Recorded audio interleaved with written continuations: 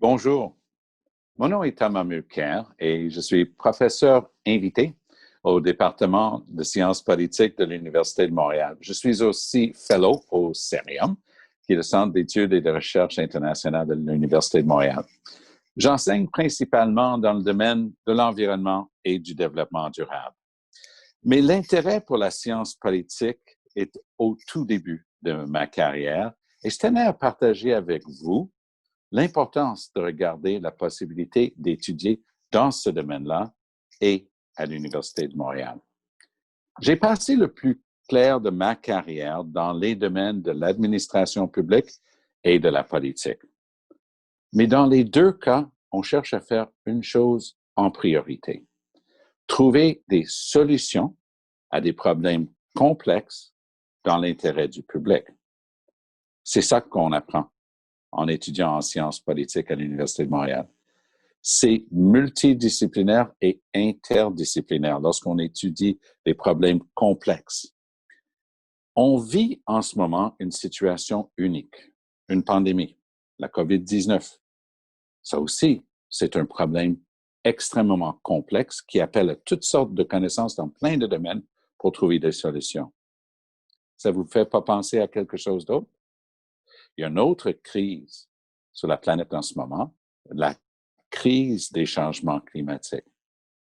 La question est de savoir comment trouver les meilleures solutions, faire appel aux expertises et aux expériences des uns et des autres dans les deux cas. Et il y a des intéressantes comparaisons à faire aussi. Quand je dis problème complexe, c'est souvent intergouvernemental et dans le monde dans lequel on vit aujourd'hui, on réalise que pour trouver des solutions, c'est souvent une gouvernance à multiniveau qui est nécessaire. Ça veut dire quoi? Bien, si on regarde un problème complexe comme les changements climatiques, on regarde à l'international, on avait le protocole de Kyoto, maintenant l'accord de Paris, donc les Nations unies, les pays doivent s'entendre, trouver des solutions ensemble. Le fédéral et le provincial au Canada, dans beaucoup de pays qui sont fédérés, on va trouver différents niveaux de gouvernement et ils partagent la compétence et la responsabilité en environnement. Les municipalités, on peut penser à la petite ville de Hudson, ici au Québec, qui a banni l'épandage des pesticides. Ça a été suivi à travers le Canada après. Et bien sûr, les ONG ont un rôle important à jouer. Pandémie, COVID-19, Organisation mondiale de la santé. Fédéral a une responsabilité aussi en santé, mais la principale responsabilité réside avec les provinces. Ça, c'est ce qu'on appelle dans la loi québécoise de développement durable, on appelle ça le principe de subsidiarité. C'est le gouvernement qui est le plus proche du problème à régler qui doit en être responsable. Mais encore là, les municipalités, on l'a vu avec les villes de Montréal et Québec, ont aussi un rôle à jouer.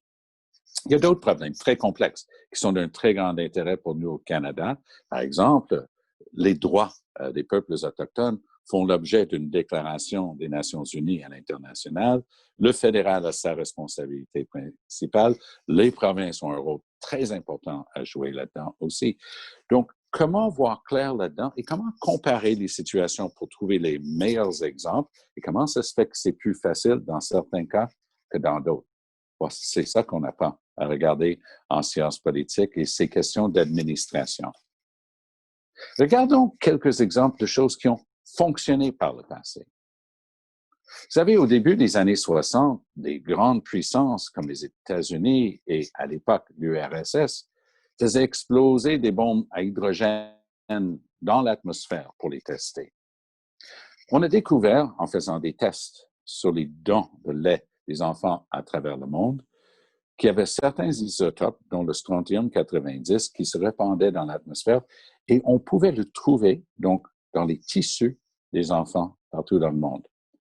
Peut-être cette connexion un peu émotive a permis à des grands acteurs de l'époque, comme John F. Kennedy aux États-Unis, qui avait des jeunes enfants lorsqu'il était président, et son homologue de l'URSS, de s'entendre pour bannir ce genre de tests dans l'atmosphère.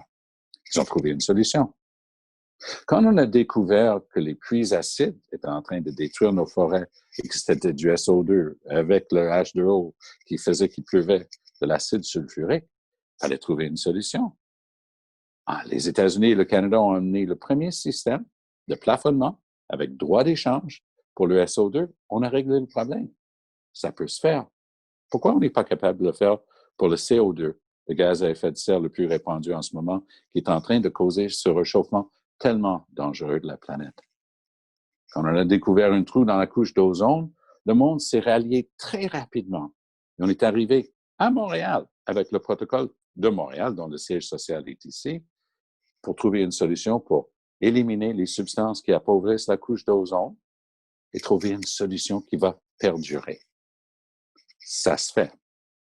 Mais comment ça se fait qu'on n'est pas capable de regarder cette autre crise qui est les changements climatiques et agir comme on a fait dans le cas de la COVID-19? Quel domaine peut nous amener des compréhensions là-dedans? C'est à travers le spectre des études, que ce soit au HEC où des gens ont écrit des papiers très importants, disant comment le gouvernement devait faire attention à mettre des conditions avant de donner de l'argent à des compagnies lors de la crise COVID-19, s'assurer qu'ils n'utilisaient pas des paradis fiscaux, par exemple, ou qu'ils respectaient l'environnement. Ça, c'est une question de politique publique, mais c'était plutôt du côté économique qu'on regardait ça. Paul Lanois, un ancien prof au HEC, c'est notre commissaire au développement durable au Québec. Il amène cette perspective et il est très écouté. Vous savez, quand le gouvernement du Québec a amené le projet de loi 61 pour enlever les protections en environnement sous prétexte que la relance économique était plus importante que l'environnement à la sortie de la crise COVID-19, Paul Lanois a expliqué que c'est un gros problème et le gouvernement a agi en retirant son projet de loi. C'est pas réglé encore complètement, mais ça va déjà beaucoup mieux. Des gens qui travaillent en sociologie et en psychologie peuvent regarder comment ça se fait qu'on est capable, dans certains cas, d'attirer les gens et les faire adhérer, puis dans d'autres, les gens ne sont pas capables de réagir comme ça. Il y a même des gens qui nient l'existence du problème. Cette négation existe autant en sciences climatiques qu'en ce qui concerne la santé publique et la COVID-19, une pandémie qui a tué des milliers de personnes juste ici au Québec. Il y a des expertises à apprendre. Il y a de la gestion de crise. Qu'est-ce que les gouvernements doivent faire? C'est le genre d'expertise qu'on peut apprendre en étudiant en sciences politiques à l'Université de Montréal.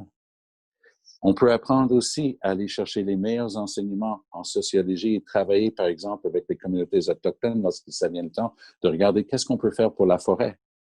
Parce que le puits de carbone que sont nos forêts est aussi une partie de la solution pour les changements climatiques parce que ça a permis de fixer le carbone. Donc, un ensemble de solutions sont à trouver à des problèmes complexes. C'est la base, très souvent, va être des études en sciences politiques où on apprend à manier toutes ces idées en même temps. C'est pour ça que j'encourage toujours les gens qui sont en train de réfléchir, qui hésitent parfois en disant sciences politiques, ça s'applique où? Quelques-uns des meilleurs analystes que j'ai rencontrés dans ma carrière politique et en administration publique sont des gens qui étaient issus des sciences politiques. Ils avaient appris à respecter les différents domaines qui doivent contribuer à trouver une solution à un problème et amener en politique publique et en administration une solution qui va durer. C'est cette approche que je trouve tellement intéressante à l'Université de Montréal. Travailler avec les différentes disciplines, regarder et respecter les compétences des uns et des autres, amener ça pour trouver des solutions. Finalement, les questions se résument bien. C'est qui décide? En étudiant en sciences politiques, vous savez par où commencer. Comment on doit appliquer, mettre en vigueur rigoureusement pour que la solution choisie devienne réalité? Ça aussi, ça s'étudie, ça s'analyse. Ça fait partie d'un ensemble de solutions qu'on peut amener, dont on peut faire partie fièrement si on étudie en sciences politiques. Ces domaines de l'environnement, de la santé publique sont des domaines qui sont étudiés en touchant un ensemble de programmes et de disciplines. Et c'est pour ça que vous allez être aussi stimulés et encouragés comme moi quand vous regardez tout ce qu'on peut faire en étudiant en sciences politiques. Merci et bon courage dans vos études. Bonjour, mon nom est Frédéric Bastien. Je suis professeur au département de sciences politiques de l'Université de Montréal. Je suis également responsable du programme de baccalauréat en sciences politiques. Il me fait plaisir de m'adresser à vous aujourd'hui. L'une des questions que l'on se pose souvent, c'est qu'est-ce qu'on peut faire avec un baccalauréat en sciences politiques? Où ça nous mène? Il y a plusieurs réponses à cette question. Spontanément, plusieurs personnes vont penser qu'un baccalauréat en sciences politiques, ça prépare à une carrière politique active, comme celle que M. Mulcair a eue. Il est vrai que nous trouvons parmi nos étudiants un certain nombre de personnes qui vont faire une carrière politique. Mais la plupart des étudiants et des diplômés en sciences politiques ont d'autres parcours. Nous trouvons plusieurs politologues au sein de l'administration publique, autant au niveau municipal, provincial que fédéral. On en trouve aussi plusieurs dans les organisations internationales, des personnes qui vont contribuer à la diplomatie en travaillant dans les réseaux de consulats ou d'ambassades. On y pense parfois beaucoup moins, mais plusieurs entreprises privées recrutent des spécialistes de la science politique. Elles ont besoin de savoir quelles peuvent être les répercussions de projets politiques, de projets de loi, de certaines décisions qui sont prises par les gouvernements sur leurs activités. Certaines d'entre elles embauchent des personnes qui seront spécialisées dans les relations gouvernementales, parce que plusieurs entreprises ont des relations avec les administrations publiques et les décideurs politiques. Une formation en sciences politiques prépare très bien à ce type de carrière. On trouve aussi dans la société un grand nombre de groupes d'intérêt qui défendent les droits de certaines catégories de citoyens, comme les femmes ou les minorités, ou des groupes qui interviennent sur des secteurs d'activité précis, comme l'environnement, et qui vont faire valoir un certain nombre de revendications auprès des décideurs politiques. Ces groupes d'intérêt sont nombreux à recruter des personnes qui ont un profil en sciences politiques. Et dans les médias d'information que vous consultez pour vous informer sur la politique, vous voyez quotidiennement des journalistes, des analystes, des chroniqueurs, des sondeurs, des communicants qui ont une formation en sciences politiques. Alors, un baccalauréat en sciences politiques, ça peut vous ouvrir sur une très grande diversité de secteurs d'activité. Vous souhaitez faire un baccalauréat en sciences politiques, mais vous demandez quelle université choisir? Il y a certaines raisons qui devraient vous amener à réfléchir sérieusement à la possibilité de le faire à l'Université de Montréal. Je vous dirais que notre université vous permet de choisir un parcours qui va convenir à vos projets et à vos ambitions. Il y a une diversité de parcours possibles au sein de sciences politiques et je vous donne 4 exemples. Premièrement, on peut choisir de faire un baccalauréat spécialisé en sciences politiques, d'y intégrer quelques cours d'autres disciplines qu'on ira prendre en sociologie, en histoire, en anthropologie ou en démographie, par exemple. Mais on peut aussi choisir d'avoir un parcours qui est réellement multidisciplinaire. Nous avons de manière plus précise 3 programmes bidisciplinaires dans lesquels les étudiants font la moitié de leur baccalauréat en sciences politiques et une autre moitié dans une deuxième discipline. De manière plus précise, nous avons ainsi des baccalauréats bidisciplinaires en philosophie et politique, communication et politique et économie et politique. La cote R minimale pour être admis dans ces programmes est de 24 pour le baccalauréat spécialisé en sciences politiques et le baccalauréat en philosophie et politique, de 23 pour le baccalauréat en communication politique et de 22 pour le baccalauréat en économie et politique. Notre département participe également au baccalauréat en études internationales et à un grand nombre de baccalauréats avec appellation, à propos desquels vous trouverez plus d'informations sur le site web de l'Université de Montréal. Un deuxième exemple de diversité de parcours au sein d'un bac en sciences politiques, c'est la possibilité de faire 1 ou 2 sessions d'échange à l'étranger. Nous avons un coordonnateur, un conseiller au programme d'études qui travaille à temps plein à notre département et qui peut vous aider à repérer une université, à préparer votre candidature et à faire avec vous le suivi administratif nécessaire pour vous permettre de diversifier votre parcours d'études et de faire une partie de votre baccalauréat à l'étranger. Un troisième exemple, c'est la possibilité de faire un stage pratique durant votre baccalauréat en sciences politiques.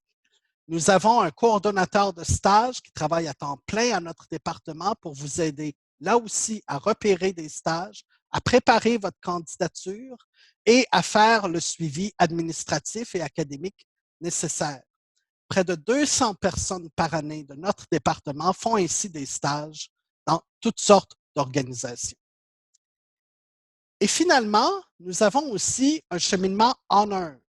La formule du cheminement Honor est très fréquente dans les universités anglo-saxonnes. Elle est plus récente dans les universités francophones.